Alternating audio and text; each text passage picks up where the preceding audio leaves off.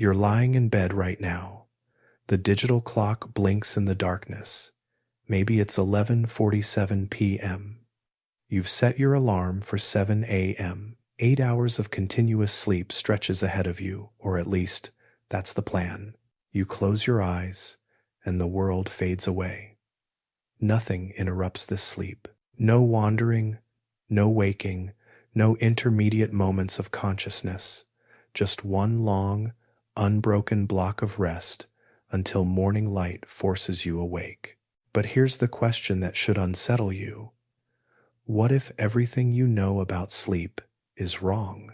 What if the way you sleep now, this modern 8-hour marathon, is actually the historical anomaly? What if, for thousands of years, humans slept in a completely different way? And what if that old way was so natural, so ingrained in our biology, that your body might still remember it? Picture yourself in the year 1420. Not in a modern house with electric lights and climate control, but in a medieval cottage or manor. The sun has just dipped below the horizon. Darkness swallows everything. This isn't the darkness you know, the kind interrupted by streetlights, phone screens, and the ambient glow of the city. This is absolute darkness, primal darkness, the kind that makes your eyes eventually stop searching for light altogether. You have lived this day the way every person in your village has lived it. Hard work, physical labor from dawn to dusk. If you were fortunate, you ate twice. If you were less fortunate, once.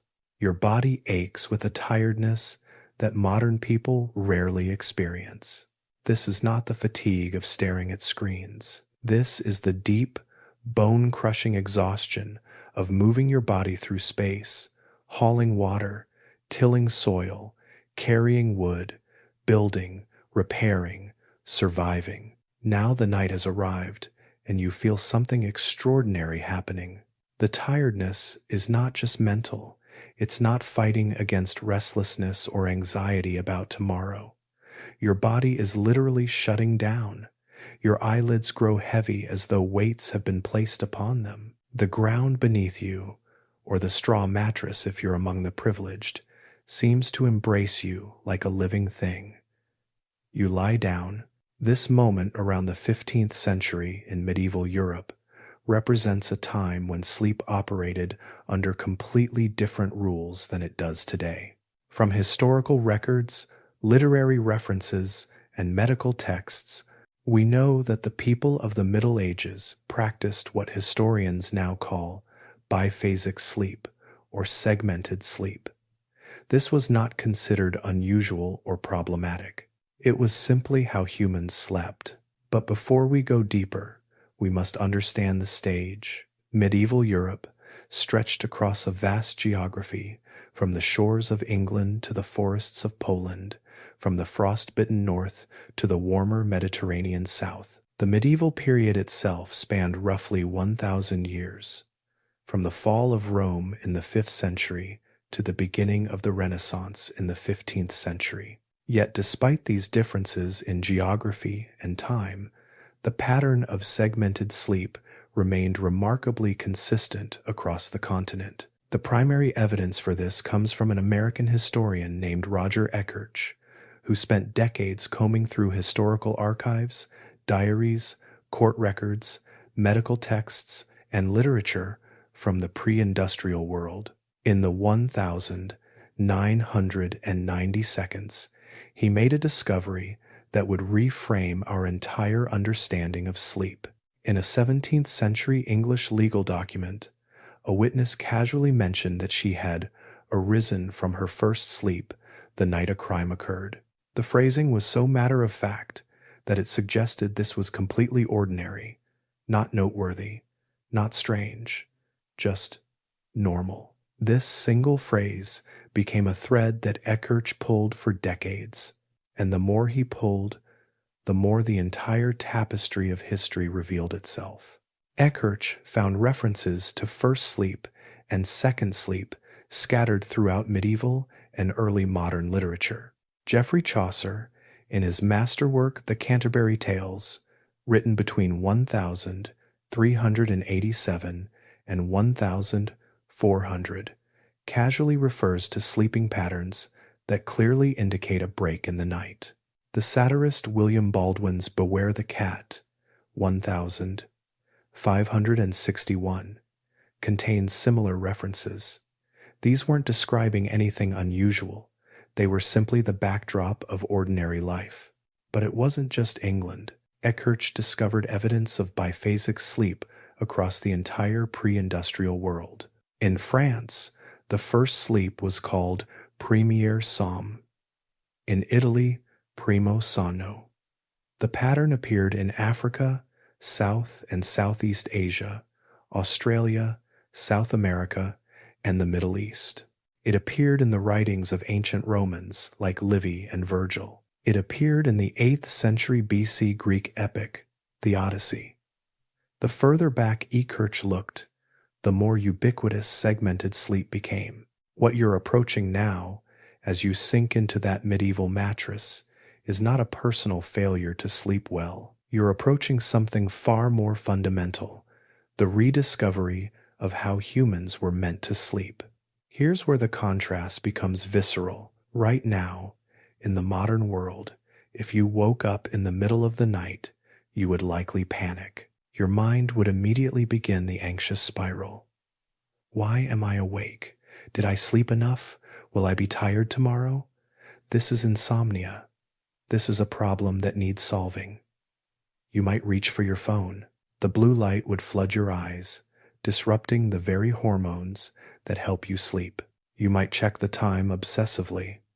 3:15 a.m., 3:32 a.m., 3:47 a.m. Each glance at the clock would wind your anxiety tighter. By morning, you would feel like something went wrong. But imagine waking in that medieval night, that absolute, encompassing darkness, and feeling no alarm whatsoever. Your eyes open. You're not confused or disoriented. You're conscious and alert, but not in a way that feels like an emergency. Your body has naturally completed its first cycle of sleep. You were deep in restorative slumber, the kind of sleep where your body repairs tissues, consolidates memories, and resets itself at a biological level. This first sleep might have lasted 3 to 4 hours, roughly from the time the last light faded until an hour or two after midnight. Medieval physicians and philosophers understood this pattern. They didn't have the language of slow-wave sleep or REM cycles, but they observed that the first sleep was the deepest, most restorative part of the night, and they understood that this was not a flaw in the human design. It was a feature. Now, in this medieval cottage or manor, you are awake. But awake how? Not fully alert, necessarily. Rather, you exist in a liminal state between sleep and wakefulness. The scholars of the time called this period the watch. It wasn't considered wasted time or lost sleep. It was considered a gift, a pocket of time that belonged to you alone, a space between the demands of work and the necessity of rest. What did people do in this mysterious interval? The watch? Such an elegant word for such an extraordinary thing. In medieval times, this wasn't a period you tried to get rid of as quickly as possible. It wasn't insomnia to be medicated away. It was part of the rhythm of life, a recognized, accepted, even cherished part of the medieval night. The interval between the two sleeps typically lasted somewhere between 1 and 3 hours.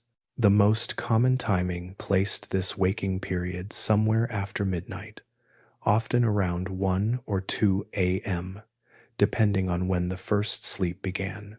This timing was so consistent that it aligned naturally with the religious calendar. Monks across medieval Europe were required to rise at midnight or shortly after to recite a prayer service called matins. This wasn't an arbitrary religious requirement imposed on unwilling bodies. Rather, it was the church recognizing and sanctifying something the body wanted to do anyway. Think about that.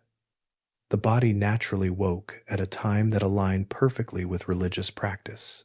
Eventually, this pattern became so embedded in Christian culture that what was once natural biology became religious obligation, became spiritual practice. The watch became holy time. But you don't have to be religious to benefit from it. Let's imagine what actually happens during these hours in the medieval world. You wake in darkness so complete that you might briefly wonder if you've gone blind. Your eyes, accustomed to the profound blackness of the medieval night, gradually begin to distinguish shapes. Is that a window? Where is the wall? Your vision doesn't improve much, but you adjust your consciousness to it. Darkness is not the absence of everything, it's its own kind of presence. If your family or household had managed to keep a candle burning, and this was a luxury, because candles were expensive and made of tallow or beeswax depending on your wealth, you might see the weak, flickering glow from one corner of the room. The candlelight, so fragile in the darkness, creates a world of shadows. Every object casts multiple shadows that seem to move of their own accord. The shadows of people sleeping nearby flicker across walls. The shadows of the beams holding up the roof dance and shift, but likely there is no candle. Most people couldn't afford to waste precious candles on light during the watching hours. Instead, they might sit by the dying remains of the fire. In a cottage or manor house, the fire is never allowed to fully die. There are always glowing embers buried beneath ash. The heat radiates outward, and the deep orange-red glow of these embers provides just enough light to move around without stumbling into disaster. You see the world as though through ancient eyes, colors muted, contrast reduced, only the brightest and darkest elements of reality visible. The darkness of the medieval night was not an inconvenience. It was a canvas. Without the light pollution that floods modern nights with an ambient glow, the stars above were brilliant and overwhelming. If you stepped outside, and some people did during the watch, the night sky would have been so packed with stars that it might have seemed impossible that you could navigate by their light alone. And yet, people did. What do you hear as you lie there, awake, but not anxious? First, there's the silence. But it's not true silence. Nothing ever is. It's the absence of certain sounds. No cars, no hum of electricity, no digital noises. But the world is still speaking. If you're in a cottage or manor house, you hear the breathing of others around you. Medieval people typically slept communally. A bed might contain a married couple, their young children, servants, or even guests.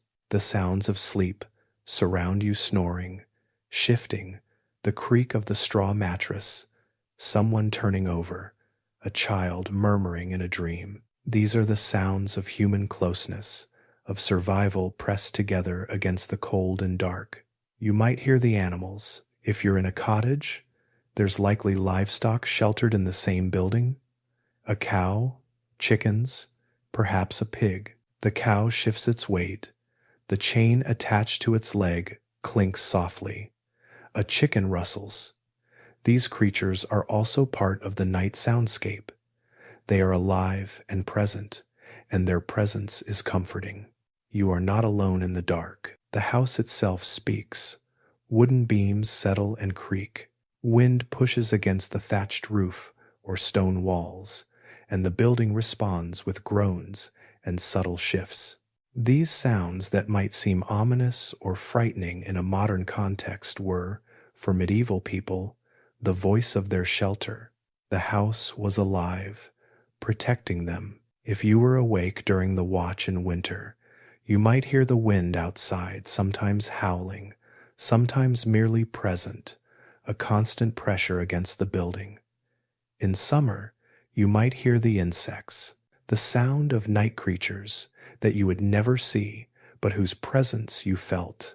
Perhaps an owl calling in the darkness, the distant bark of a dog from another household. In towns and cities, the soundscape changed. Night watchmen walked the streets, calling out the hours. All is well, they would cry, or variations of this phrase. This wasn't just security, it was also a kind of comfort during the watch, confirmation that you were not alone, that others were also awake, that the night was being observed and guarded. The first thing your body registers upon waking is temperature. Medieval buildings, whether cottages or manor houses, were profoundly cold at night, especially in winter. Heating a space was difficult and required constant attention. If you were wealthy enough to have a fireplace, the warmth extended only a certain distance from the fire. Everything beyond that radius was cold. So as you wake and sit up, or perhaps don't sit up, but remain lying there, you feel the cold immediately. It's not the casual coolness of a modern bedroom with air conditioning running. It's a deep cold that seems to emanate from the walls themselves, from the stone or wood, from the earth beneath the building. Your clothing, and yes, medieval people slept in clothing, is the first defense against this cold. Rough linen, wool, sometimes leather. The textures are coarser than modern fabrics. As you shift your weight, you feel these materials against your skin. They provide insulation but also a tactile reminder of their presence. You are not naked and vulnerable. You are clothed and protected. If you're lying on a mattress, the sensation is distinctive. Wealthy people might have mattresses filled with feathers or wool, softer, more comfortable, more insulating. But the majority of people had straw mattresses. Straw is rough. Over time, it compresses and can become lumpy and uncomfortable. As you lie there, you feel the straw through the linen covering, and you're constantly aware of the ground beneath it. The mattress is not a barrier between you and discomfort. It's barely a barrier at all. If you move toward the fire or the fading embers, you feel the heat radiating outward. The contrast is striking: the cold of the building, the warmth of the fire. Your body orients itself toward this warmth instinctively. Your hands move toward it. Your face turns toward it. This is not relaxation as we understand it now. This is survival comfort, the body seeking warmth on a cold night. The smell of a medieval dwelling during the watch is complex and inescapable. Medieval homes had no modern ventilation or sanitation systems. Air circulated slowly, and odors accumulated. The strongest scent, likely, is smoke. The fire or hearth burns wood, and medieval wood is often damp or green, not properly dried. This produces thick, acrid smoke that fills the space. Over time, you stop noticing it actively, but it's always there in your nostrils. It coats your throat. It permeates your clothing and hair. Beneath the smoke is the smell of the animals. If livestock were sheltered in the same building, their odor is substantial. Hay, dung, the warm animal smell of living creatures. This is not pleasant by modern standards, but it's also not offensive to someone who has grown up with it. It's the smell of life and presence. It's the smell of food, eventually the living creatures that represent security and survival. There's the smell of humans. Medieval people did not have access to running water or modern bathing facilities. They did not have access to soap in any meaningful sense. Bathing was infrequent, perhaps a few times a year at most. The smell of unwashed human bodies in a confined space is powerful. It's a smell of physical labor, of sweat, of time, but it's also a smell of familiarity and family.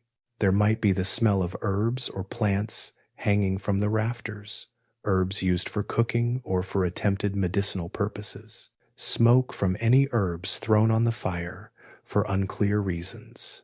The smell of stored food, dried meat, vegetables, grain. The smell of waste in a chamber pot in the corner of the room, not emptied until morning. All of these scents combine into an olfactory environment that is, by modern standards, overwhelming. But for someone living in it, it's simply the smell of home and safety. And what are you feeling as you lie there, awake but not alarmed? First, there is an absence of the anxiety that plagues modern sleeplessness. Your mind does not race with concerns about whether you've slept enough or whether tomorrow will be compromised by this wakefulness. You don't check a clock compulsively because clocks don't exist. The concept of enough sleep, measured in hours, is foreign to your understanding. Sleep is simply what your body does. The watch is simply what your body does next. Instead, there might be a sense of peace. The work of the day is finished. You have survived another day. Your body is resting, recovering. The watching hours stretch ahead without demand. You're not required to be asleep, but you're not required to be doing anything else either. In a life of relentless work, this is extraordinary freedom. There might be contemplation. Your mind, freed from the demands of survival and labor, might wander. You might think about something that troubled you during the day. You might think about a person you love. You might think about God. If you're religiously inclined, you might simply exist in a space of half-consciousness where thoughts arise and drift away without urgency. If you're among the clergymen or monks, this time is sacred. The watch aligns with religious obligation. You use this natural waking period to pray, to recite psalms, to contemplate scripture. The body's natural rhythm supports your spiritual practice. Matins, the midnight prayer service, feels not like a burden but like a synchronization with the natural order. If you're among the common people, this time might be intimate. A husband and wife might use the watch as an opportunity for physical closeness.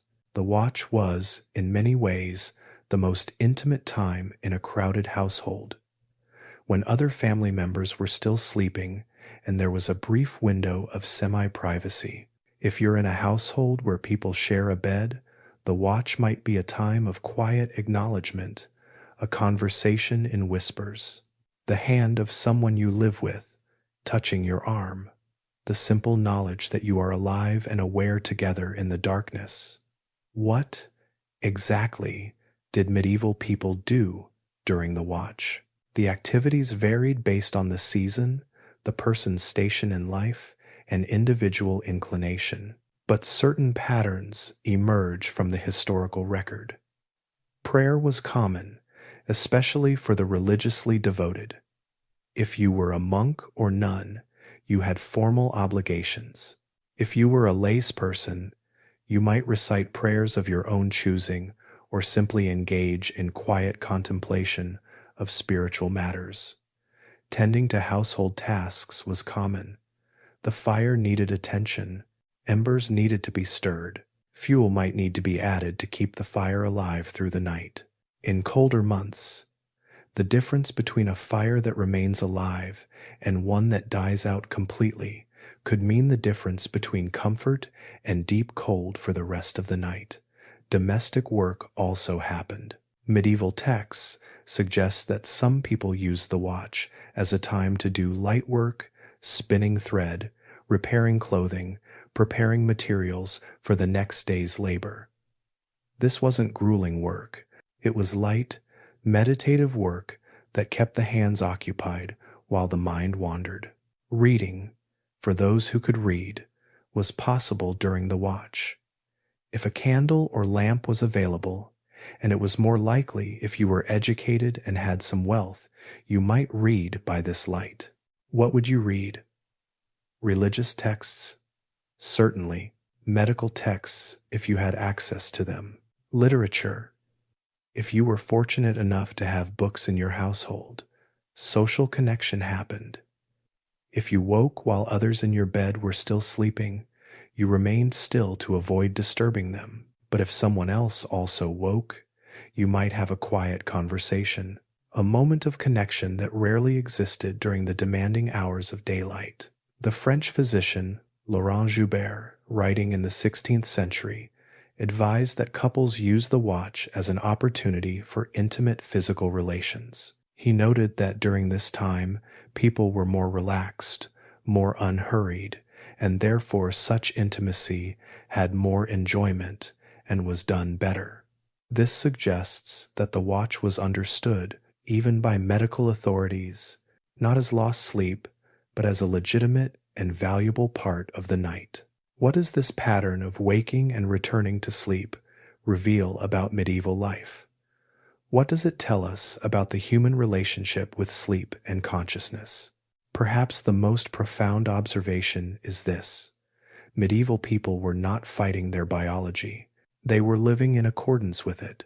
Historians and sleep scientists believe that biphasic sleep, sleeping in 2 segments with a waking interval, may be the natural human default. In the absence of artificial light and the demands of industrial schedules, the human body simply organizes itself this way. This belief is supported by scientific research.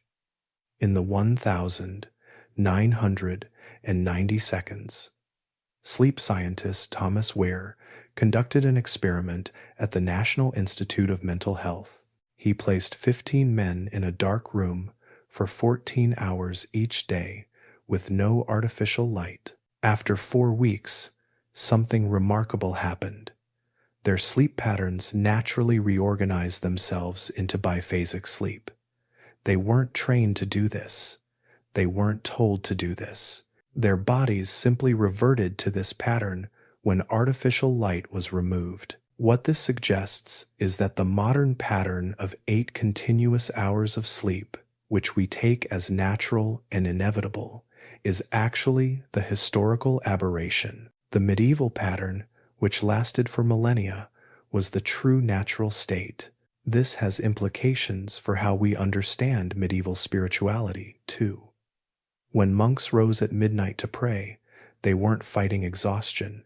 They weren't pushing their bodies into unnatural wakefulness. They were working with their body's natural inclinations. The watch was the body saying, "I am awake, I am ready, I am conscious." And religious practice took that readiness and gave it meaning. As we move forward in exploring the medieval night, remember this: the people you're meeting didn't suffer from insomnia. They experienced something we have lost, something we are only now beginning to understand again. But the watch is just one piece of the medieval night.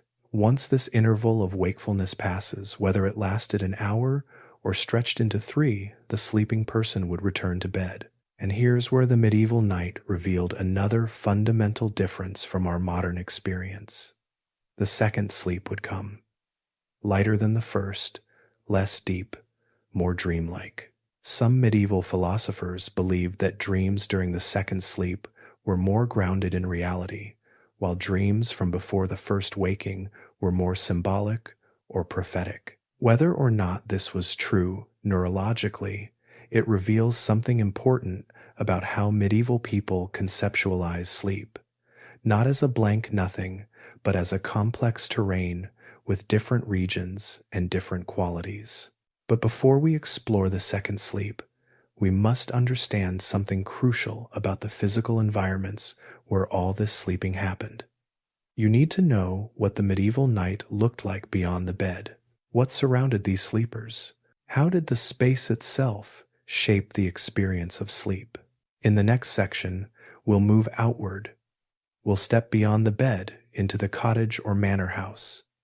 We'll explore the physical structures that sheltered medieval people through the darkness. We'll understand how architecture, light, heat, and the organization of space all combined to create a completely different nocturnal experience. You'll discover that the medieval night was not a single, unified darkness. It was a landscape of different spaces, each with its own qualities, dangers, and meanings.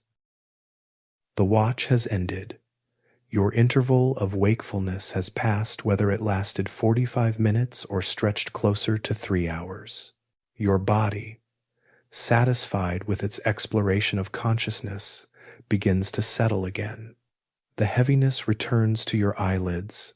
Your muscles lose their tension. The call of sleep becomes insistent once more. But before you return entirely to the second sleep, let's step back from your individual experience. Let's expand our vision outward from the bed itself and understand the structures that contain your night. Because the medieval sleep experience was not determined by the bed alone, it was determined by the entire space, the room, the building, the household that surrounded it. Think about where you are. If you've lived through most of medieval Europe, most likely you are not alone. Most likely you are not in a private room. Most likely you are one person among many, all sleeping in the same space, all breathing the same air, all resting under the same roof. For the vast majority of medieval people, perhaps 90% of the population, life was rural. They lived in small villages or hamlets, and whether they lived in a cottage or worked in a manor house, the primary living space was the Great Hall. Imagine stepping into one of these halls as darkness falls and sleep is about to begin. The hall is the heart of everything. It's where meals are prepared and eaten. It's where business is conducted during the day. It's where people gather for warmth and light from the central fire. And it's where, when night comes, dozens of people will sleep. In the early medieval period, the Great Hall was literally everything. It served simultaneously as kitchen, dining room, living room, and bedroom. There was no separation of functions, no specialization of space. The entire household lord or master of the house, his family, servants, apprentices, occasional travelers, all occupied the same room. What you see, as the light from the fire dims toward evening, is a kind of orchestrated transformation. The tables and benches that form the framework for the day's activities are moved to the periphery of the space. The fire, still glowing with embers, casts a deep orange light across the stone or wooden floor. Shadows lengthen and deepen. The space that was bright and active becomes dim and contemplative. The arrangement of sleeping positions followed an invisible hierarchy. At the upper end of the hall, the end farthest from the main doors, the warmest end near the fire, the lord or master of the house would have his bed. This was a real bed, with a wooden frame and a rope lattice woven across it to support a mattress. The mattress itself might be filled with feathers, or down if the household was wealthy, or straw if it was not. The bed would be draped with heavy curtains or hangings ostensibly for warmth, but also serving as a visible marker of status and privacy. Beside or near the Lord's bed might be his wife, his children, and perhaps a personal servant or attendant. The bed of the master and mistress was often the most expensive single item in the entire household. It represented wealth, status, and the one place where some modicum of privacy and comfort could be secured. As you move away from this elevated end of the hall, you move down the social hierarchy. Servants, workers, and apprentices would sleep on pallets, simple mats of woven straw, and rushes laid directly on the floor. These pallets had no frame, no rope lattice, no decorative hangings. They were simply straw or rushes, roughly woven together, providing a thin barrier between the sleeper and the cold stone or packed earth below. There were no assigned sleeping spots. You simply found a place where space existed. You laid out your pallet or your cloak and settled down. If the hall was full, which it often was, you might end up sleeping inches away from strangers. You might wake in the night to find someone has rolled over onto you. You might have to shift your body to accommodate others moving about. What you hear as this great hall transitions into a sleeping chamber is extraordinary. The communal sleep space was not quiet. It was filled with the sounds of dozens of human bodies settling into sleep. The straw rustles as people arrange themselves.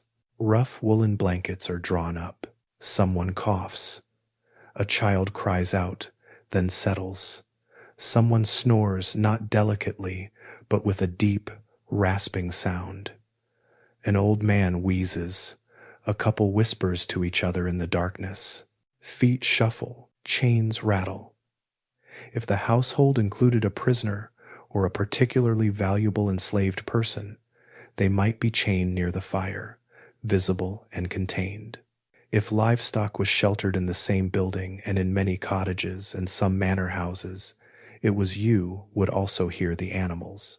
A cow shifts its weight, its chain clinks, chickens nestle into their roosts, a pig grunts. These are not distant animal sounds, they are close.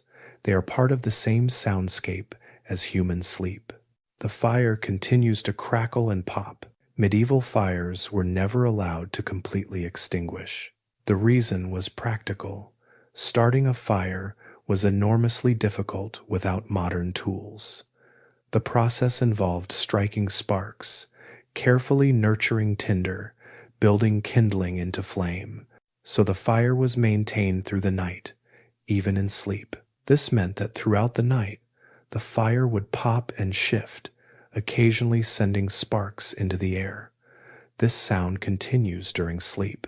It is a constant, low-level reminder that you are not in absolute silence, but in a living, breathing space.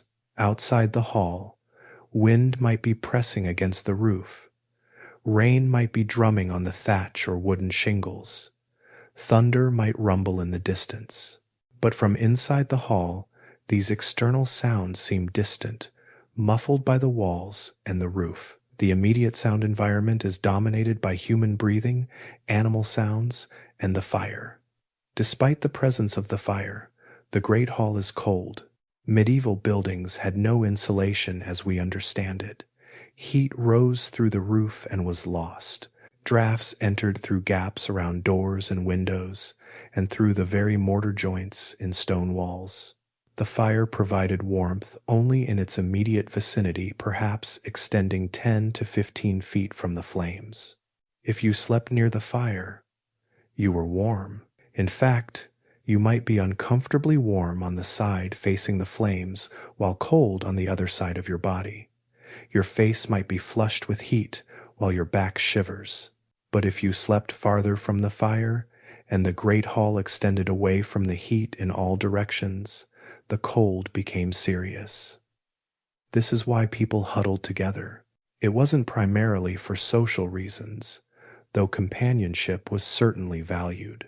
It was for survival. Sleeping in close proximity to other human bodies meant sharing body heat. A person sleeping against another person, or curled up with a child, was significantly warmer than a person sleeping alone. This explains much about medieval sleeping arrangements. Children often slept between their parents. Servants slept pressed against each other on their pallets. Travelers and guests were sometimes required to share a bed with the household members, not as a sign of intimacy necessarily, but as practical necessity. Warmth was survival. Your clothing, as mentioned earlier, was rough and coarse. Linen, wool, leather, all materials that maintained some insulation even when you were still and sleeping. Medieval people slept fully clothed for this reason. The idea of sleeping naked, as some modern people do, would have been almost incomprehensible. It would have been seen as foolish, even dangerous. You had a blanket, perhaps a rough woolen blanket, perhaps just a cloak folded over you. You wrapped yourself and pressed against whoever else was sleeping near you, and in this way, you created a small pocket of survivable warmth in an otherwise cold space. The smell of the great hall at night is complex and powerful. Medieval hygiene was not what modern people would consider sanitary. The great hall contained no toilet facilities. There might be a chamber pot in a corner, emptied each morning, or people might simply step outside and relieve themselves. Either way, the smell of human waste was not absent. Layer over this the smell of smoke from the fire, thick, acrid, inescapable.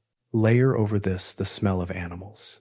Layer over this the smell of unwashed human bodies in close proximity. Layer over this the smell of the straw or rushes that formed the pallet straw that had absorbed sweat accidents, and the general degradation of being slept on repeatedly. There might be herbs or rushes scattered on the floor, an attempt to counteract the worst of the smells. There might be smoke from herbs thrown on the fire for medicinal or aromatic purposes. But these were attempts to mask, not solutions. The smell was present and pervasive. For someone living in this environment every day, the smell becomes normal. It stops registering consciously, but it's always there, marking the space as distinctly medieval, distinctly different from modern domestic environments. What does it feel like to sleep in such close proximity to dozens of other people? For modern people raised on privacy and personal space, it might seem like a nightmare, but we must understand that medieval people had no concept of what we consider normal privacy. They had never experienced sleeping alone, waking alone, passing through a private space into another private space. The idea of privacy as we understand it was not part of their expectation. Instead, the Great Hall at night represented something else: safety. The medieval world was dangerous. Beyond the walls of the hall were forests with predators, were bandits, were wandering soldiers, were all manner of threats. Inside the hall, surrounded by the household, warmed by the fire and other bodies, a person was safer. The presence of others was not confining, it was comforting. There was also a kind of intimacy in the Great Hall at night. You were among people you knew. You heard the breathing of familiar people. You knew the specific sounds of your master or mistress, your family members, your fellow servants. The hall at night was not anonymous. It was deeply known. In modern terms, it would be like sleeping in a large family gathering, strange perhaps to modern sensibilities, but not alien to someone raised with it. If you were religious, and medieval people, almost universally, were the Great Hall at night also represented something sacred. Prayers were often offered communally before sleep. A master of the house might lead the household in prayer. The words would echo in the hall, followed by silence and then the gradual sounds of sleep beginning. For many people, this communal prayer was their first and deepest connection with faith each day. The Great Hall at night was a place of spiritual gathering as much as physical sleep. But not everyone slept in the Great Hall. If you had been born to wealth or status, your experience would have been radically different. Fact: beginning in the later medieval period, roughly from the 12th century onward, with increasing prevalence by the 15th century, wealthy households began to develop separate private chambers. The most important of these was the solar A, term derived from the Latin solarium, meaning sunroom, because these chambers were typically located in the upper stories, where they could receive maximum light. The solar was reserved for the lord and lady of the manor and their immediate family. It served multiple functions: bedroom, private sitting room, office for conducting household business, and occasionally a bathing chamber. Unlike the Great Hall, which was public and communal, the solar was private and exclusive. The solar is entered through a door, which itself represents something revolutionary: the ability to close yourself off from the rest of the household. This door might have a lock or latch, a profound statement of privacy in an era when most people lived in open or semi-open communal spaces. The chamber itself is smaller than the Great Hall, typically just a single room, perhaps 15 by 20 feet in a manor house, smaller in a cottage that aspired to privacy. The room usually has a window or small windows, glazed in wealthier homes with real glass, or simply shuttered and unglazed in less wealthy households. The window is another marker of wealth and status. Glass windows were extraordinarily expensive.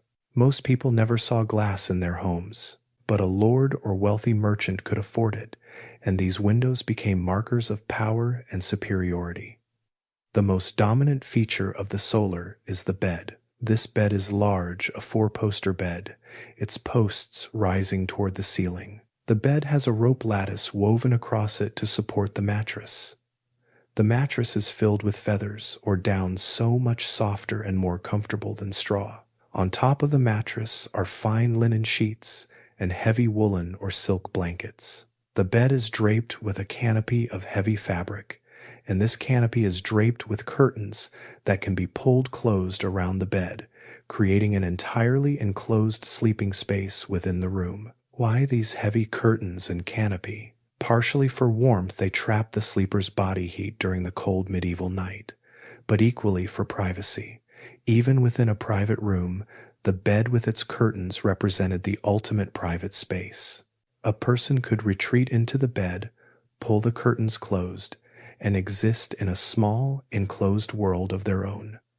The walls of the solar are often draped with tapestries or heavy fabric. These served both practical and decorative purposes. They provided insulation against cold and drafts, but they also displayed the wealth and taste of the household. A tapestry was expensive, beautiful woven fabric depicting scenes from history, mythology, or the Bible. To have tapestries in your solar was to declare your position among the elite. The solar is quiet. This alone is revolutionary compared to the Great Hall. You might hear muffled sounds from below the Great Hall with its dozens of people, but these sounds are distant, filtered through wooden floors. Within the solar itself, the dominant sounds are the sounds of the small household within it. Yourself, your spouse, perhaps your children, perhaps a personal servant. If you're lying in bed in the solar during the watch, that interval of middle-of-the-night wakefulness, the sounds you hear are deeply personal.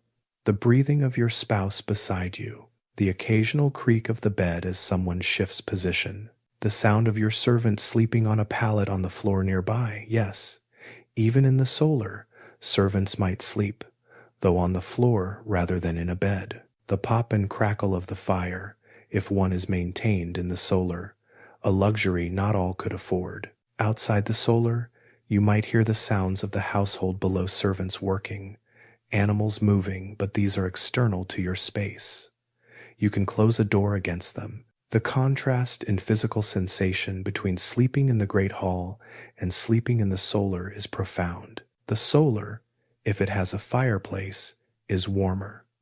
The enclosure of the room and the heavy draperies on the windows retain heat better. You are warmer, more comfortable, less vulnerable to drafts and cold.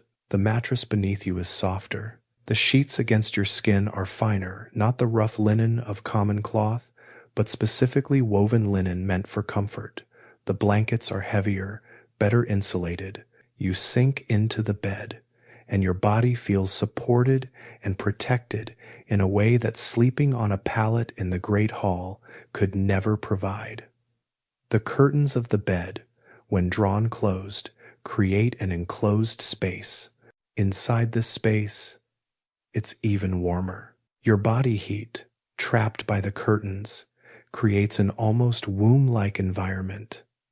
For a person accustomed to this, the comfort would be extraordinary. The solar smells different from the Great Hall. There is still smoke from the fire, if one exists, but the smoke is confined to the room rather than filling a vast communal space. There is the smell of the finer materials, linen, wool, perhaps fur coverings. There might be the smell of herbs or spices that have been placed in the room for aromatic purposes. Medieval nobles sometimes placed bundles of herbs in their chambers, lavender, rosemary, other fragrant plants, both for the supposed health benefits and because the scent was pleasant. The smell of human waste is less pronounced because there are fewer people in space and they have better facilities. If there is a chamber pot, it is likely emptied more regularly than in the Great Hall. What is the psychological experience of sleeping in the solar? It is, fundamentally, an experience of privilege and separation. You are removed from the general population. You have privacy. You have better comfort. You have space and silence. Medieval society was structured on hierarchy. Your place in the social order determined almost every aspect of your life: what you ate, what you wore, where you lived, and crucially, where you slept. To have a private chamber for sleeping was to declare yourself elite. It was an absolute marker of status. But it was also, in some ways, isolating. You were separated from the community of the household. You did not experience the warmth, both literal and emotional, of sleeping surrounded by others. In a world where human connection was survival, where warmth and safety came from proximity to others, sleeping alone in a private chamber represented a kind of separation that was both privilege and loss. Between the extremes of the Great Hall and the solar existed a middle way, the box bed. Particularly from the 14th century onward, box beds became increasingly common, especially in houses and cottages occupied by craftspeople, merchants, and skilled workers, people of moderate means who could afford something better than the Great Hall but not quite the grandeur of a solar. A box bed was, essentially, a bed enclosed on 3 or 4 sides by wooden walls. The structure resembled a large wooden cupboard or closet. It had a wooden frame, usually built from sturdy oak or pine, with solid wooden walls on the back and sides. The front might be completely enclosed with a sliding or hinge door, or it might have curtains that could be drawn closed, leaving the front partially open. The interior of the box bed contained a mattress, just as a regular bed did. The mattress was typically filled with straw, though wealthier owners might afford a feather-filled mattress. The box itself was built into the wall or stood as a piece of movable furniture. In smaller homes, the box bed was often built into the wall of the main room, saving floor space that was at a premium in medieval homes. Imagine stepping into a room that contains a box bed. What you see is not a traditional bed. You see a wooden structure that looks almost like a large cabinet or cupboard built into the wall. The front might be decorated with carvings or painted designs if the owner had the means and taste for such adornment. Wealthy merchants might have beautifully carved box beds. Poorer people might have simpler, utilitarian structures. If the front is fully enclosed with a door, you would open this door to enter the space. Inside, you would find a sleeping chamber only slightly larger than the bed itself, a cocoon of wood surrounding you. The ceiling of the box bed would be low, just inches above your face as you lay down. The walls would be close, inches from your sides. You would slide into this space and close the door behind you, effectively creating a private sleeping chamber within a shared room. The visual effect of this was significant. In a room where multiple families or multiple servants might sleep, each person with a box bed had their own visible, defined space. There was no ambiguity about where you slept. Your sleeping space was yours. It was marked, enclosed, and separate. The key advantage of the box bed was warmth. The wooden walls and roof of the box bed trapped the sleeper's body heat. Once you climbed into the box bed and closed the door, the warm air your body generated had nowhere to escape. It remained inside the box bed, gradually heating the space. For someone sleeping in a cold medieval room, this was revolutionary. You could be warm through the night without needing a fire or other external heat source. The wooden walls also provided a sense of security and protection. This was particularly valuable for women sleeping alone or children sleeping without adult protection. The box bed, with its ability to be locked or secured from the inside, provided not just warmth, but also a sense of privacy and safety in an otherwise dangerous and uncertain world. The scent inside a box bed accumulated because the space was enclosed. Air did not circulate freely. The smells of sleep, the smells of the human body, of the straw mattress, of time and use remained inside the box bed. Over time, this accumulation of scent could become significant. The box bed would smell distinctly of the person who slept in it. For a medieval person, this might not have been a problem. Scent was simply part of existence. but it represents one of the trade-offs of the box bed. You gained warmth and privacy, but you gained them at the cost of fresh air and the dispersal of odor. The box bed represented a psychological compromise. You were not completely alone in a private solar. You were sharing a room with others, other box beds, other people, communal space, but you had your own enclosed space. You could close a door or curtain and have privacy. This was particularly valued by women and by young people. The box bed, with its lockable door or curtains, provided a protection against unwanted intrusion. In medieval society, where sexual assault was a real danger and where women and children were vulnerable to predatory behavior from more powerful men, the box bed provided a physical defense. It was not a complete solution to these problems, but it was something. Box beds became increasingly common in later medieval urban environments, particularly in crowded towns and cities where space was at a premium and privacy was harder to secure. They represented an emerging culture of privacy and individuality, a recognition that even in a communal society, people desired and deserved some personal space. Now you understand the spaces where medieval sleep occurred. You understand the hierarchy of sleeping arrangements, from the communal great hall to the private solar to the practical compromise of the box bed. Each represented a different position in society, a different relationship to privacy and comfort. But we must now return to you, lying in your bed, whether it's a simple pallet on the floor, a straw mattress in the great hall, a feather bed in the solar, or an enclosed box bed, and understand what happens next. The watch has ended. Your interval of wakefulness is passing. The alertness and consciousness you felt are fading. Your body is sending you signals. Return to sleep. The heaviness is returning to your limbs. Your thoughts are becoming dreamlike, less sequential, less logical. This is the approach of the second sleep. And here is where something profoundly different from modern sleep patterns occurred. It was distinct in character, in quality, in the nature of consciousness it involved. It was lighter, more filled with dreams, less restorative than the first sleep, and it was limited in duration. Scientific research suggests that this second sleep often lasted only 2 to 3 hours shorter than the first sleep. By contrast, the total sleep time was similar to modern humans, around 7 to 8 hours total. But the distribution was different. 4 hours of deep sleep before the watch, 2 hours of lighter sleep after. In the next section, we'll explore what happened during the second sleep. We'll understand how medieval people understood dreams, how they interpreted the messages their sleeping minds were sending them. We'll explore the idea of the approaching dawn, the gradual return to consciousness and awareness of the day ahead.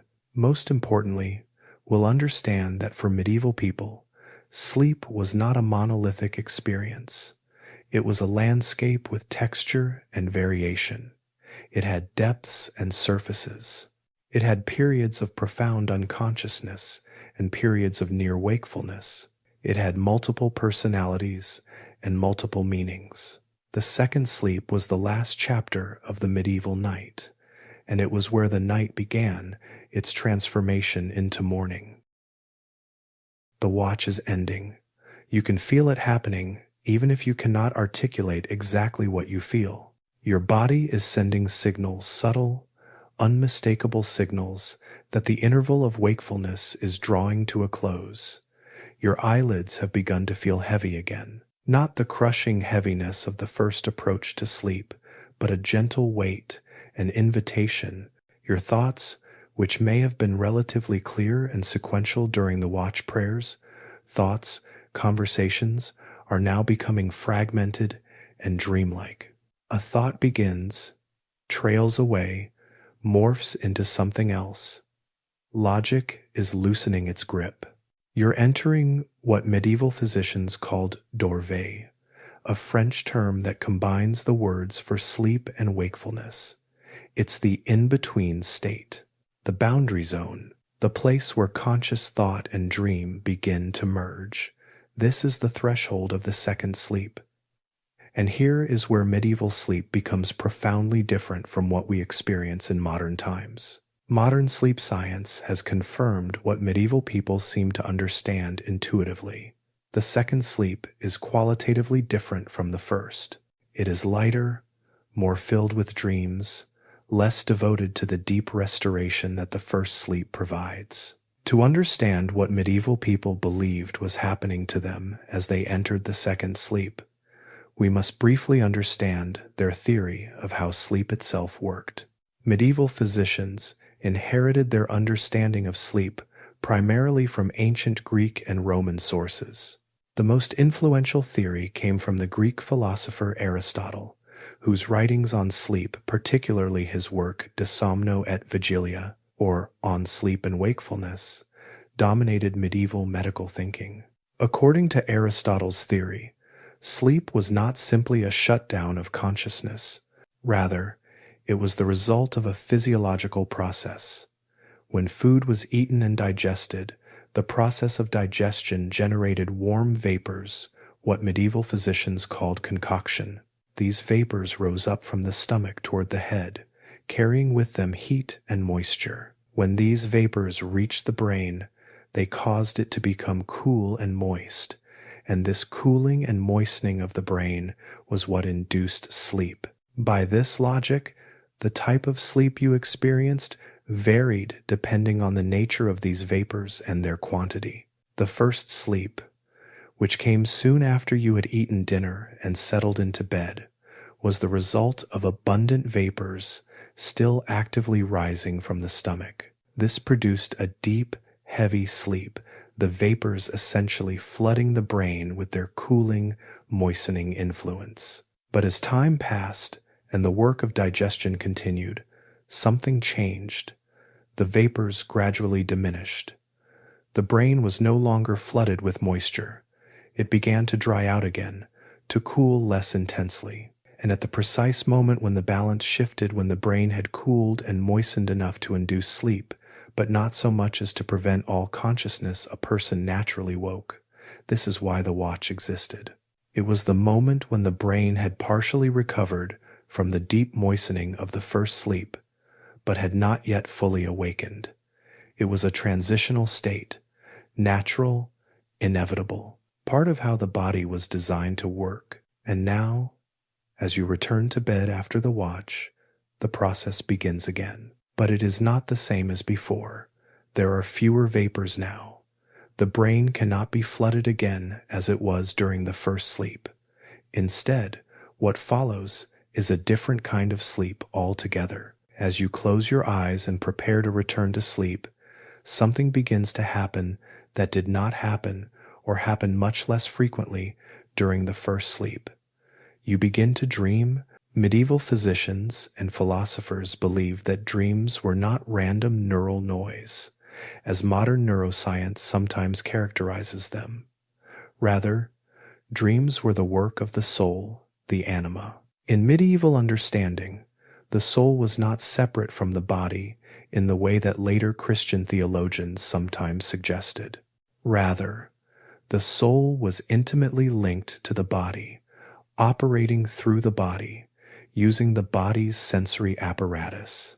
During wakefulness, the soul directs the body's external senses, sight, hearing, taste, smell, touch.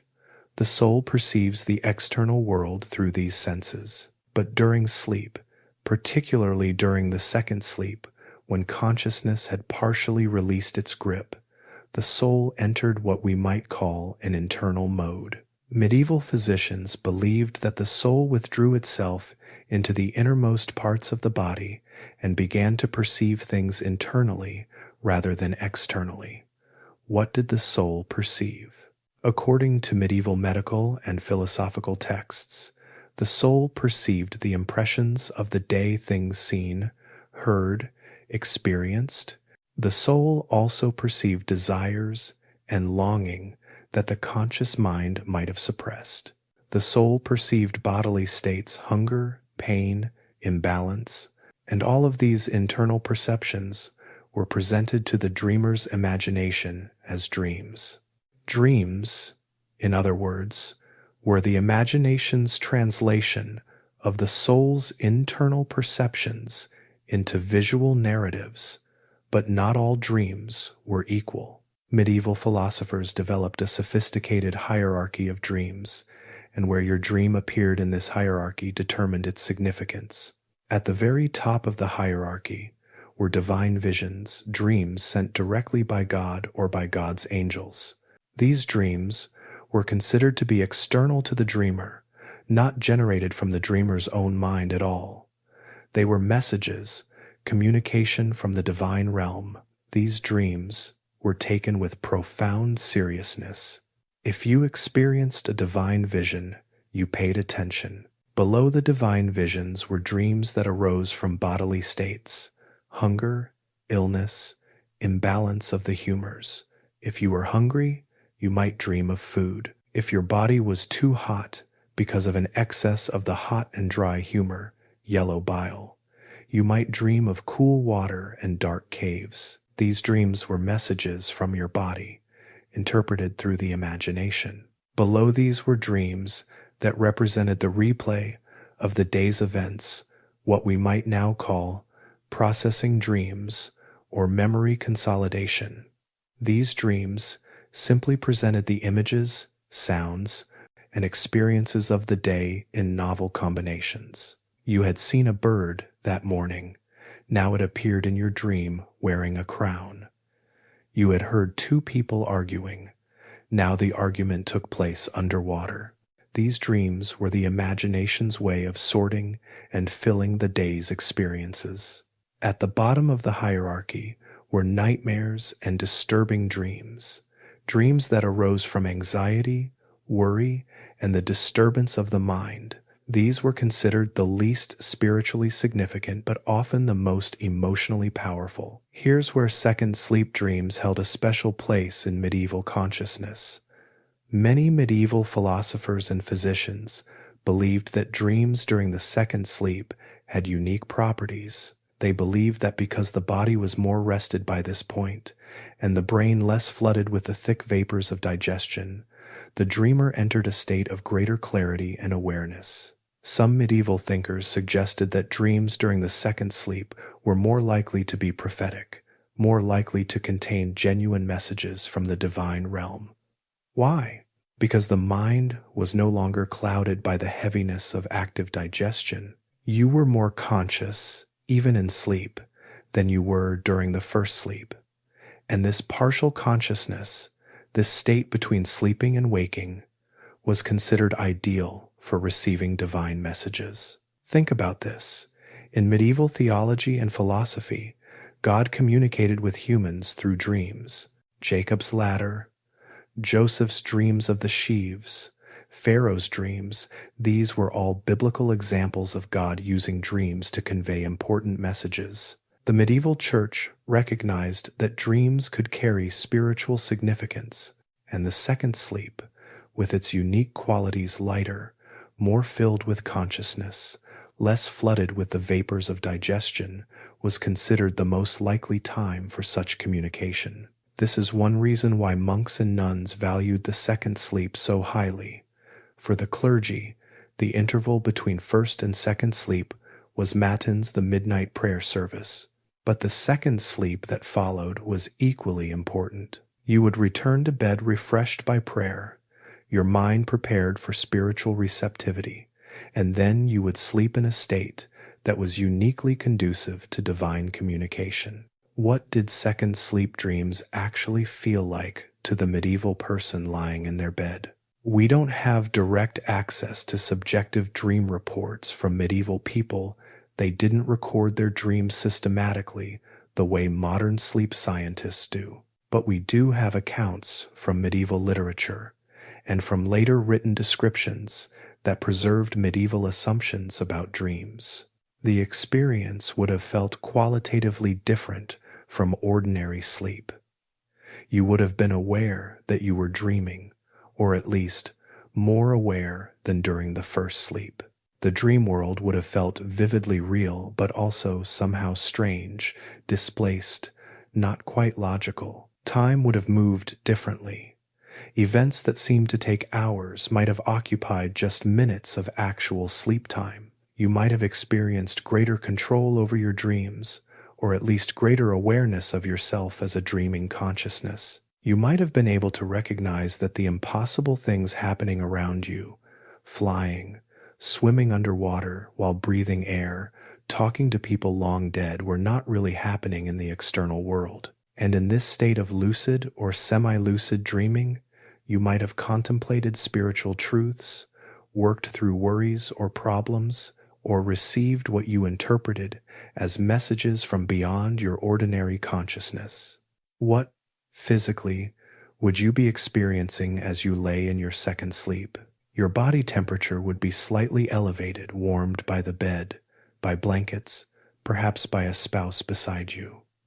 Your heart rate would be slower than during wakefulness, your breathing deeper and more regular. Your eyes, beneath your closed lids, would be moving rapidly. This is the REM, rapid eye movement, stage of sleep where most vivid dreams occur. Your muscles would be partially paralyzed, a phenomenon that prevented you from acting out your dreams by moving around the room. This paralysis was sometimes disturbing to medieval people. Medieval physicians described what we now call sleep paralysis, the phenomenon of waking while still partially paralyzed, unable to move as the result of a demon sitting on the sleeper's chest, preventing movement.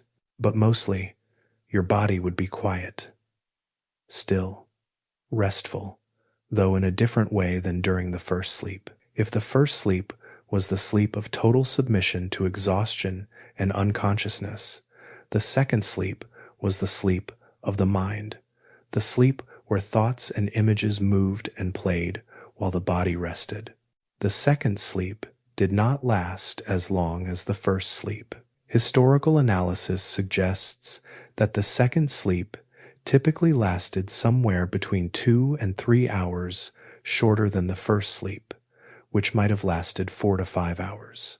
Together, they totaled roughly the same amount of sleep that modern people aim for, 7 to 8 hours, but distributed across the night in a different pattern. But the second sleep was not static. Like the first sleep, it had its own rhythm, its own cycles. Modern sleep science has revealed that sleep comes in cycles of roughly 90 minutes each. Each cycle includes different stages: light sleep, deeper sleep, REM sleep, when dreams occur. The cycles vary in their proportion of these stages throughout the night. The first sleep is dominated by deeper, non-REM sleep, but the second sleep, being later in the night, is dominated by REM sleep and lighter sleep stages. Medieval people could not have understood this in the language of modern sleep science, but they observed the phenomena. They noticed that people in the second sleep had more vivid dreams. They noticed that it was easier to wake someone from the second sleep than from the first. They noticed that people sometimes woke multiple times during the second sleep, whereas the first sleep was usually uninterrupted. What this meant was that the second sleep might itself be fragmented. You might sleep for an hour, then partially wake. Your mind would drift for a few minutes, not fully awake, but not fully asleep either. Then you would slide back into sleep. Another hour might pass, another partial waking, another return to sleep. This fragmentation might have been interpreted by medieval people as part of the natural rhythm of the night, not as a problem. Each small waking was an opportunity to change position, to feel the warmth of blankets, to think a brief thought, to check on children or household members sleeping nearby. Then the return to sleep would come naturally, bringing with it more dreams, more internal perceptions from the soul. There's an important question worth considering. As the second sleep progressed, how awake were you becoming? Were you sleeping lightly, on the border of consciousness, or were you sleeping deeply, but dreaming vividly? The answer is probably both, at different times. The second sleep would have begun with you sinking back into sleep. At this point, you might be sleeping quite deeply, though not as deeply as at the beginning of the first sleep. But as the night progressed and the approach of dawn drew nearer, you would have become progressively less deeply asleep. Your sleep would have become lighter, more fragmented, more easily interrupted. This progressive lightening of sleep throughout the night is a natural phenomenon documented in modern sleep science. The deeper sleep stages, stages 3 and 4, sometimes called slow-wave sleep, are concentrated in the first half of the night. The second half of the night is dominated by lighter sleep and REM sleep, so your experience of the second sleep would have been a gradual transition from deep sleep through lighter sleep and vivid dreams toward the edges of wakefulness that preceded dawn. What does the second sleep reveal about medieval consciousness and medieval life? Perhaps most fundamentally, it reveals that medieval people understood sleep as something active rather than passive. Sleep was not a blank nothing, not a shutdown of consciousness. It was a complex state, or rather, a series of complex states, each with its own character, its own function, its own meaning. The first sleep was understood as the time of physical restoration and rest, the body's recovery from the day's labor. The watch was understood as a time of mental and spiritual engagement, prayer, thought, connection. The second sleep was understood as the time of internal exploration, dreams, the soul's activity, the processing of emotions and desires that the waking mind might suppress. Together, they created a complete night, not a night that was divided into sleeping and waking, but a night that was divided into different types of sleep and different types of wakefulness, each serving a distinct purpose. This understanding suggests that medieval people had a more sophisticated, nuanced relationship with consciousness than modern people sometimes assume. They recognized that consciousness itself came in degrees and varieties. They recognized that the mind did important work during sleep. They recognized that dreams were not merely entertainment or neurological noise, but meaningful experiences deserving of attention and interpretation. The second sleep was the culmination of the medieval night, not simply a return to unconsciousness after the watch, but the final stage of a complex nocturnal journey that included waking, sleeping, dreaming, and internal exploration. And as you lie there in your second sleep, drifting through dreams, you are drawing toward the end of the night. Gradually, almost imperceptibly, the night is beginning its transformation into morning. As the second sleep deepens and then gradually lightens again, time is moving forward. The night has a trajectory. It has a direction. Medieval people had no electric lights, no clocks with glowing displays, no ability to see the exact time. But they had other ways of knowing when the night was progressing. They could read the stars, the positions of constellations told them roughly what time it was. They could listen to the night sounds. They could feel something in their body, some internal sense that the night was waning. Most importantly, they could perceive the gradual change in the quality of the darkness. The absolute black of the middle of the night, the darkest hour, gradually became less absolute. Not because light was increasing, necessarily, but because the quality of the darkness was changing. It was becoming the darkness of approaching dawn, rather than the darkness of deep night. For the religious, the monks and nuns, this transition was marked by the final prayer service of the night, lauds, which meant praises. Lauds typically occurred sometime between 3 and 4 a.m., roughly 2 hours after matins. At this point, you would rise again, leave your bed or your second sleep, and recite prayers welcoming the approaching day. But for non-religious people, the transition might be less marked. You would simply begin to wake more frequently. The second sleep would become increasingly light. Your dreams would become more fragmented, more easily disrupted. The pull of wakefulness would become stronger, and then, eventually, You would open your eyes. The second sleep would end. The night would end. The day would begin. But before we get to that moment of final waking, before we understand what happened when the day actually began, we must explore one more aspect of the medieval night that we have not yet touched on.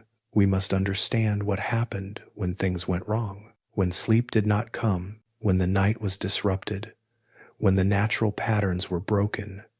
Because not every medieval night was peaceful and orderly. Not everyone experienced the clean, two-part segmented sleep that we have described. The medieval night had dangers, disruptions, and disturbances, and understanding them is essential to fully comprehending the medieval sleep experience. But what we have described so far, the peaceful, ordered progression from first sleep through the watch to the second sleep, was not universal. It was the ideal. It was what happened when conditions were right and nothing disrupted the natural rhythm. The reality was more complex. The medieval night, for many people, was not a journey through a predictable landscape. It was a journey through territory filled with hazards. You lie in the darkness, drifting between the first sleep and the watch, or between the watch and the second sleep. Your body is vulnerable. Your consciousness is diminished. Your ability to perceive and respond to threats has dropped dramatically. In this state, many things could go wrong. Some of these dangers were physical and immediate. Others were psychological. Some were real. Others were believed to be real, which, in their effects on the nervous system and the sleep experience, was almost the same thing. Medieval Europe was dangerous, especially after dark. The medieval night was not safe and secure the way we might imagine a modern home to be. Physical threats were real and present. Wolves were a genuine danger in medieval Europe. In winter, when food became scarce in the forests, wolf packs would venture closer to human settlements. They would approach farmhouses and cottages. They would hunt livestock, and occasionally, they would attack humans. A medieval wolf was not a timid creature that avoided humans.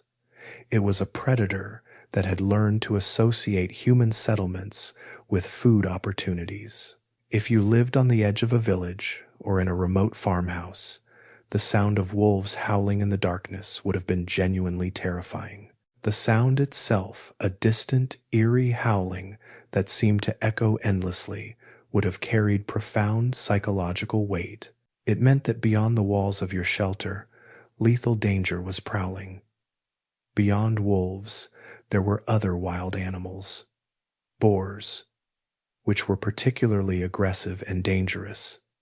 Bears in some regions. These creatures did not respect the boundaries of human settlements. They would breach fences and defenses.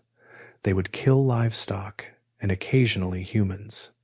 But the dangers that kept medieval people awake at night were not only animals, they were human. Thieves and bandits used the cover of darkness to commit crimes. The medieval night provided concealment that daylight never could. A criminal could approach a home under cover of darkness, test doors and windows, and strike when people were in their most vulnerable state, asleep. Medieval cities and large towns established night watches, groups of men who patrolled the streets at night, attempting to maintain order and prevent crime. But outside of the largest settlements, there was no organized night watch. In villages and rural areas, people relied on their own defenses and the hope that predators would pass them by.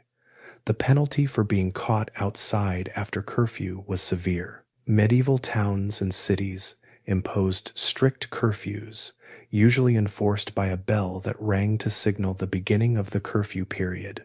Anyone found on the streets after this bell had rung could be arrested, imprisoned, or even executed. The minimum penalty was arrest and a night in a medieval prison, which was notorious for being a horror, cold, disease-ridden, and often ultimately fatal. This suggests something important.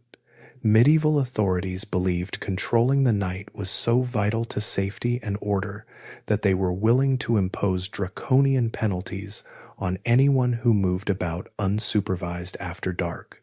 This tells us how genuinely dangerous and chaotic the medieval night was considered to be. How did medieval people defend themselves against these threats? The design of medieval houses itself was partly a response to nocturnal danger. Doors were positioned carefully, not facing the main road or path, but positioned to make approach difficult. Windows were small and often positioned high on walls, making it difficult for someone outside to reach in. Some houses had escape ladders built permanently into upper floors, allowing people to flee onto roofs if their ground floor defenses were breached. Medieval families kept animals inside their homes or in adjacent structures during the night. This served multiple purposes. It provided protection from predators.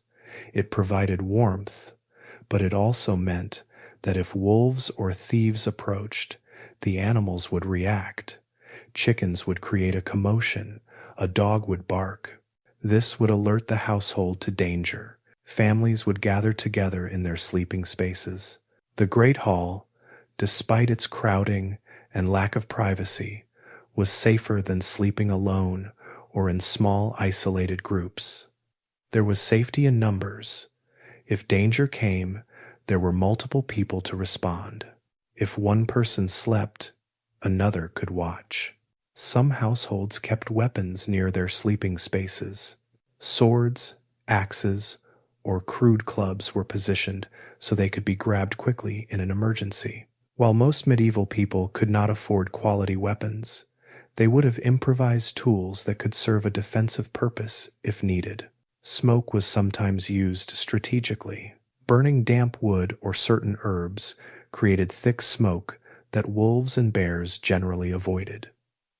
This smoke would drift around the house, creating an unpleasant barrier that predators instinctively avoided.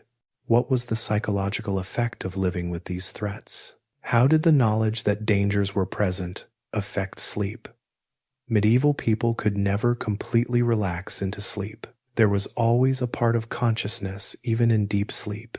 This is true neurologically, that remained alert to potential threats. This is what researchers call the vigilance system. It's a survival mechanism that kept our ancestors alive, and it kept medieval people alert, even in sleep.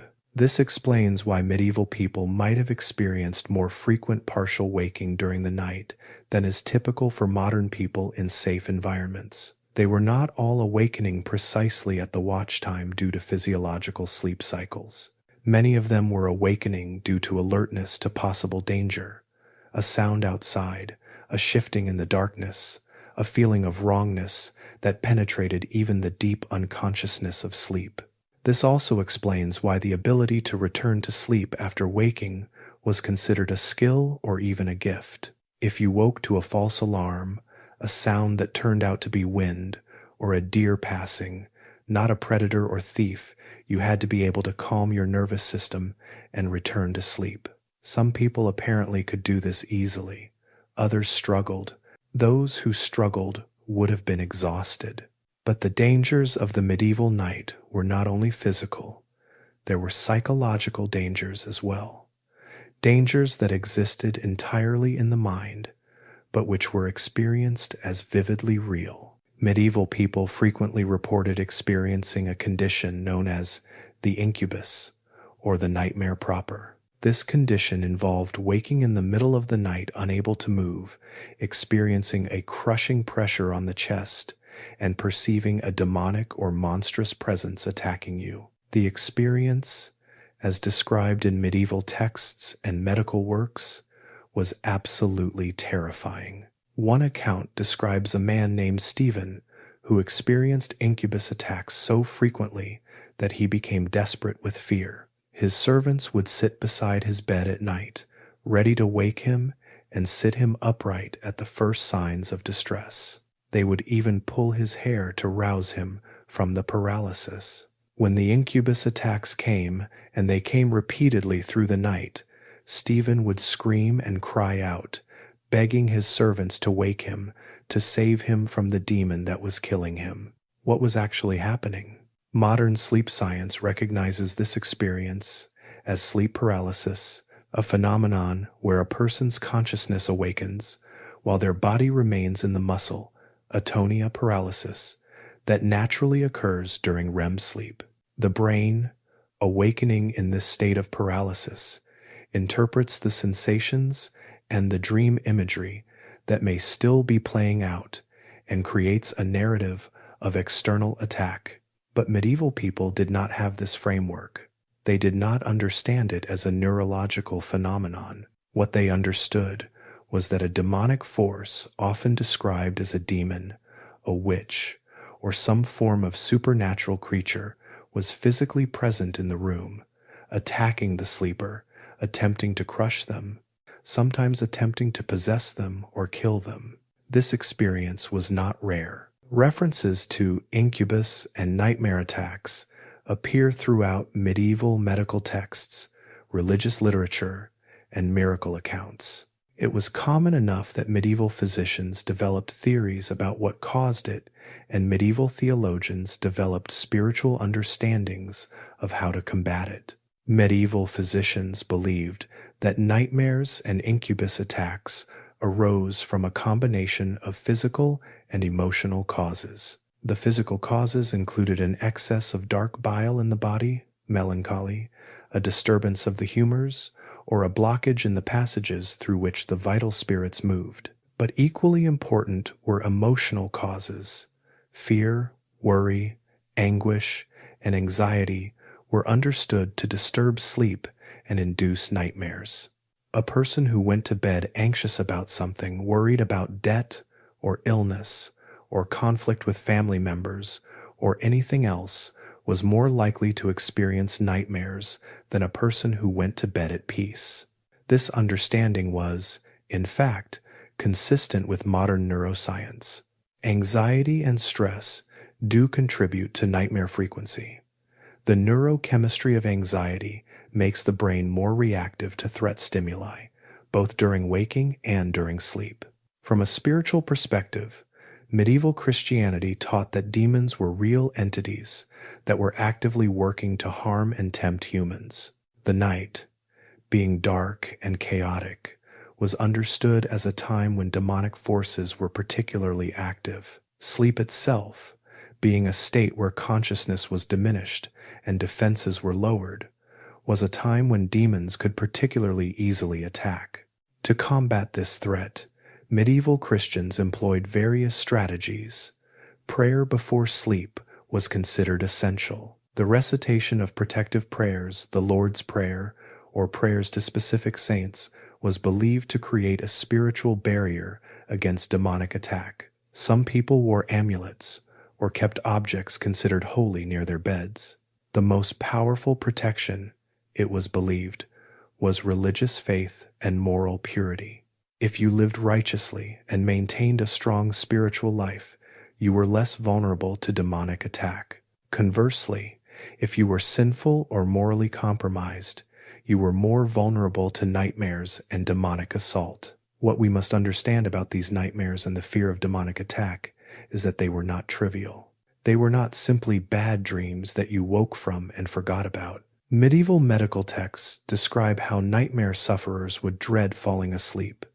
They would lie in bed, actively fighting sleep, trying to stay awake because they were terrified of what would happen if they fell asleep.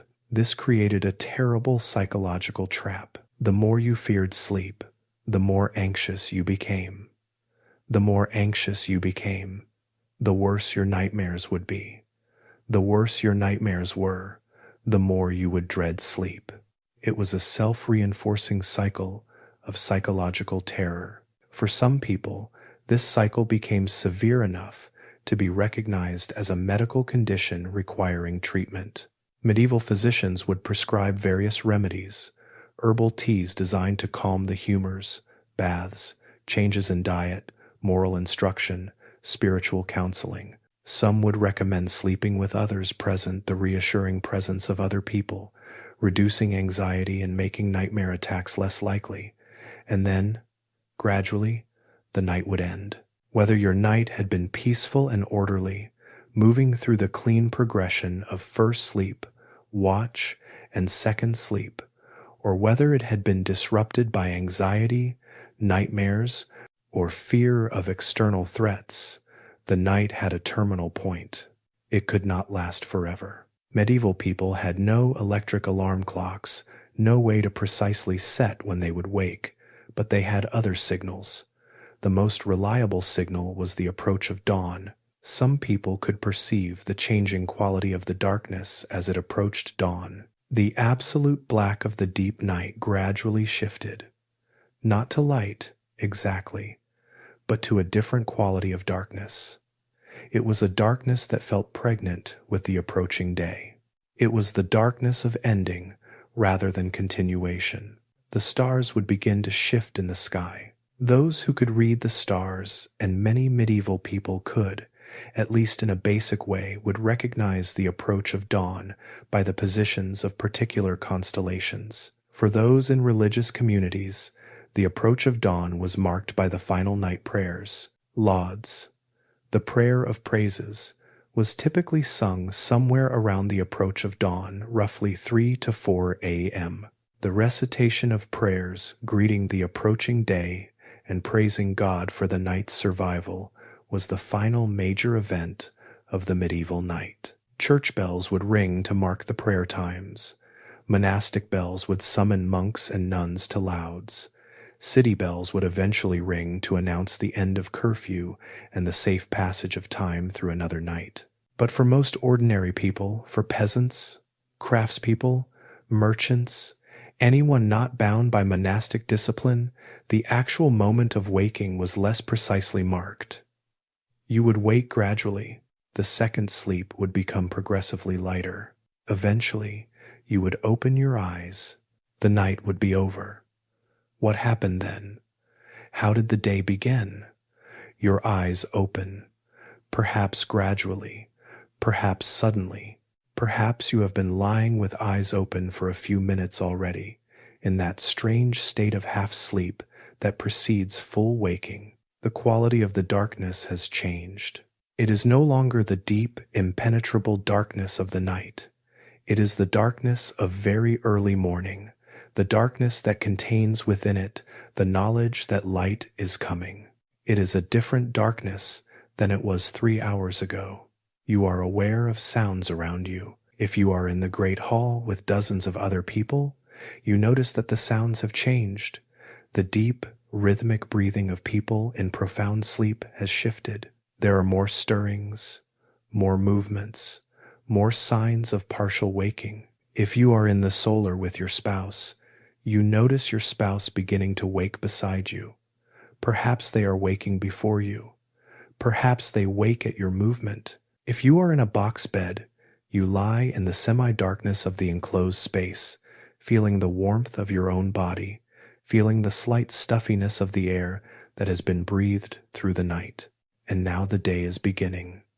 But not yet, not quite yet. There is still a moment, a precious moment of in-betweenness before full waking, before the demands of the day reassert themselves. What happens in the minutes after waking? Many medieval people apparently engaged in some kind of awakening ritual. This might have involved prayer. Reciting a short prayer upon waking was common, particularly among the religious and among those who were pious. The ritual might have involved a brief period of stillness, lying in bed, gathering your thoughts, becoming oriented to the day ahead. This was not laziness. It was a practical necessity. Moving immediately from deep sleep to full wakefulness was jarring and unpleasant. Allowing a few minutes of semi-wakefulness made the transition easier. For religious people, particularly monks and nuns, waking was marked by the monastic prayer services. Prime, the first formal prayer service of the day, typically occurred around 6 or 7 a.m. at the first hour of daylight. Before prime, a person would rise, dress, perform ablutions, washing, and prepare themselves to begin the work of the day. For ordinary people, the transition was less formally marked. You would rise when it was practical to do so, when you had enough sleep, when it was light enough to move about safely, when the work of the day demanded it. Rising from bed was not instant. Your body had been still for hours. Your blood had been still. Your muscles had not moved. Moving immediately from complete stillness to full activity would have been uncomfortable and potentially dangerous. Modern medical understanding confirms that moving too quickly upon waking can cause dizziness and even fainting. So medieval people likely took time to transition. They would sit up gradually, they would move their limbs, stretching perhaps. They would give their body time to recall what it felt like to be awake and moving. The cold would have been a significant factor. Getting out of a warm bed into a cold room was unpleasant. The motivation to do so was practical necessity, not comfort. So people would perhaps delay this transition as long as possible, staying under the blankets and doing what movement they could while still lying down. Eventually, though, the bed would be abandoned. Your feet would touch the cold floor. The shock of cold would jolt your body the rest of the way into wakefulness. Most medieval people would perform some kind of washing or ablution upon waking. This might be as simple as splashing water on the face and hands. It might involve rinsing the mouth. For the wealthy, it might involve a more elaborate washing in a basin. The coldness of the water was part of the experience. Cold water shocked the body awake. It cleared the mind. It was considered healthy, the shock of cold water stimulating the body's vital forces. In some medieval medical theory, there were specific recommendations about morning washing. Some physicians recommended washing in cold water. Others recommended warm water in certain seasons or for certain constitutions. The actual practice varied based on access to water, on the season, on wealth, and on individual preference or custom. You had slept in your clothes. Now you would dress more fully for the day ahead. This might mean simply checking that everything was in place, or it might mean putting on additional layers or different garments for different types of work. Women might have more elaborate dressing requirements, tying up hair, adjusting head coverings, adjusting layers of skirts. Men might buckle belts, ensuring their tunics were properly arranged. The wealthy would ensure their fine clothing was displayed. The poor would ensure their simple clothes were as functional as possible. Many medieval people would consume something before beginning the work of the day. This might be bread and ale, the staple breakfast. It might be porridge if available. The nature of breakfast varied based on season and wealth, but the concept of needing some nourishment upon waking was widely understood. The ale was important. The water in medieval times was often unsafe, polluted by human and animal waste. Ale was safer because the fermentation process made it drinkable, but it also contained alcohol. Medieval people consumed alcohol usually in the form of ale or cider throughout the day, starting in the morning. The combination of bread, ale, and perhaps a bit of cheese or dried meat would provide enough energy to begin the day's work. And then the day truly began. The night with all its complexity, its double sleep, its watch, its dreams, its dangers and vulnerabilities was over. The daylight world reasserted itself. Work began. For most medieval people, this work would be physical and demanding.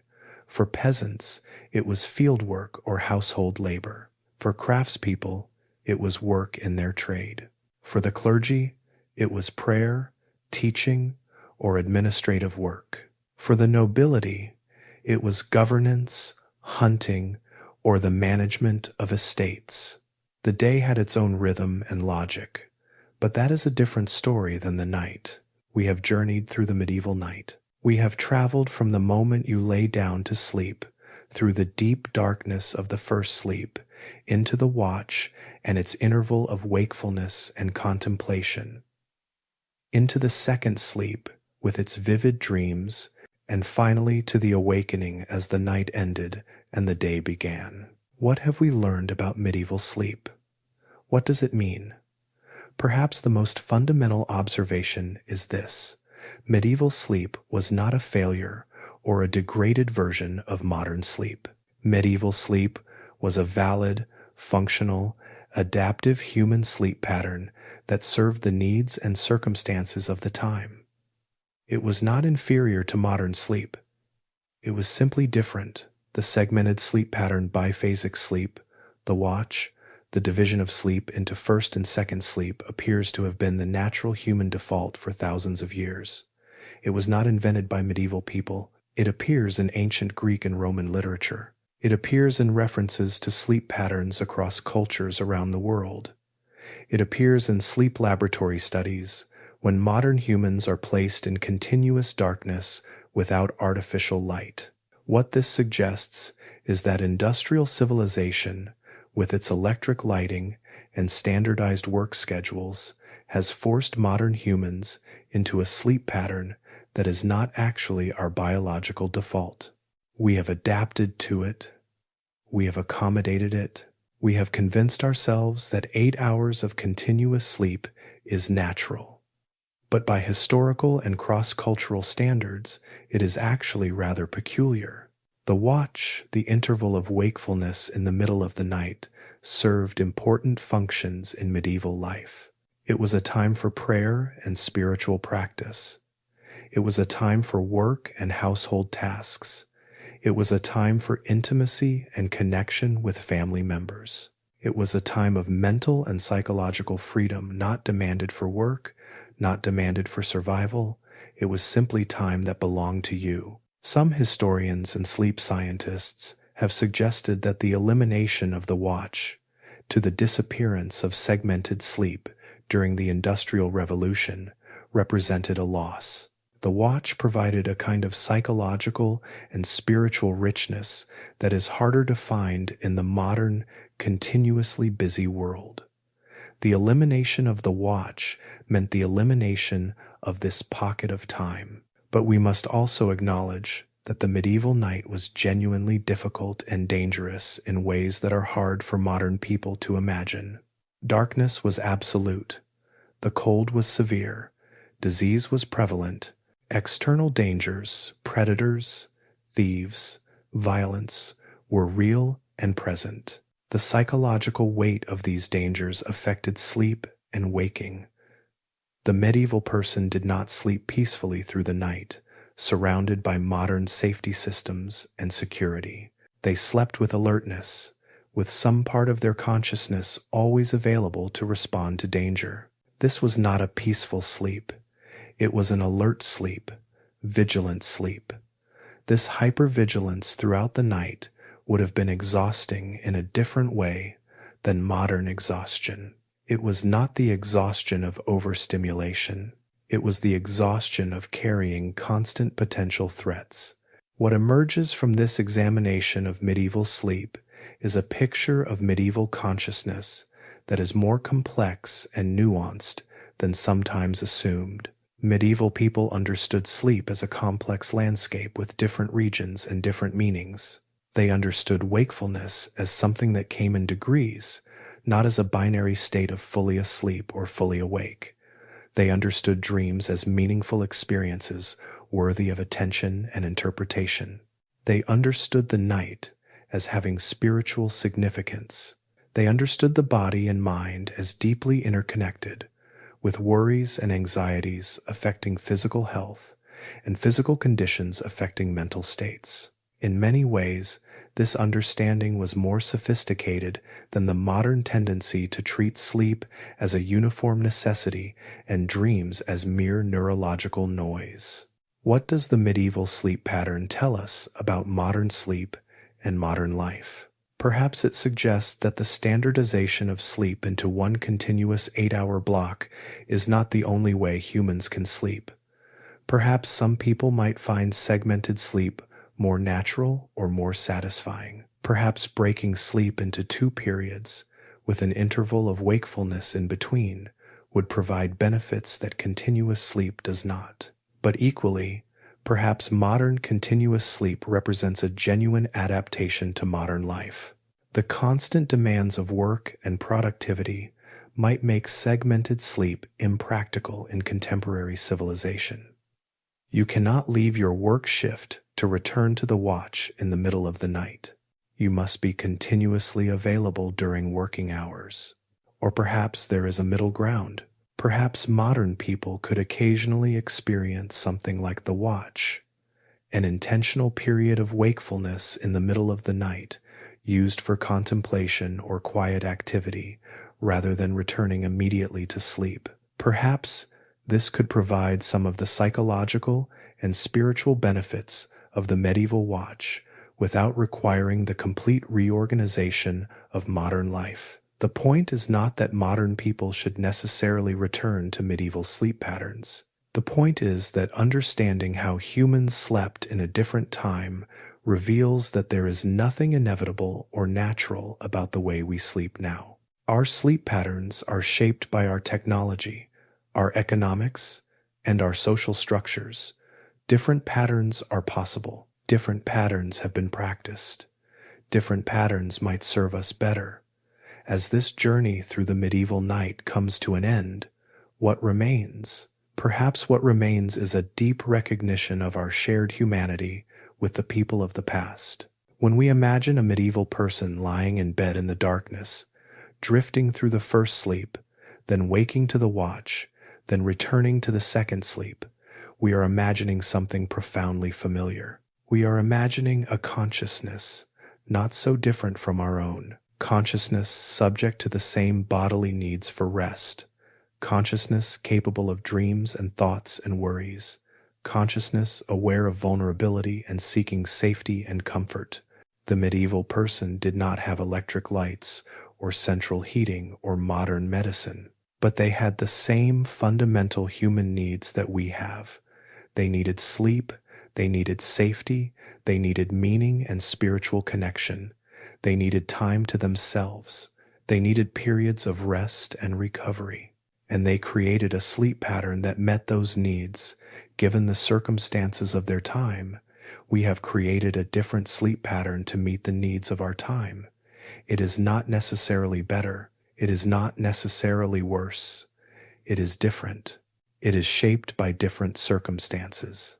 But perhaps, in knowing that different patterns are possible, in understanding how humans slept in other times, we gain some freedom. Freedom to question whether our current patterns serve us well. Freedom to imagine alternatives. Freedom to make conscious choices about our own sleep, rather than simply accepting what seems inevitable. As you prepare for your own sleep tonight, or if you are listening to this to help yourself drift off to sleep, perhaps you will carry some of this medieval understanding with you. Perhaps you will recognize that sleep is not something to rush through or to minimize or to see as merely restful. Perhaps you will see sleep as something that contains its own richness and complexity. Its own landscapes are worth exploring. And if you wake in the middle of the night, as many people do, perhaps you will not immediately see this as a failure or a problem. Perhaps you will recognize it as a natural moment in the rhythm of sleep. A moment when the watch can still happen, a moment for quiet thought, a moment for contemplation, a moment that is, in its own way, precious. The medieval night has ended. The sun has risen over the world of the past. Those people are gone. But the patterns they lived through, the rhythms they experienced, the consciousness they possessed, these are not entirely foreign to us. They are part of our history. They are part of our human legacy. And perhaps in the darkness of your own night, you can feel some echo of their presence, can recognize in your own sleep some memory of how humans have always slept, can find peace in the knowledge that you are part of a long continuity of consciousness, extending back through time, forward into time, encompassing all the humans who have ever closed their eyes to sleep and opened them again to greet the day. Sleep well.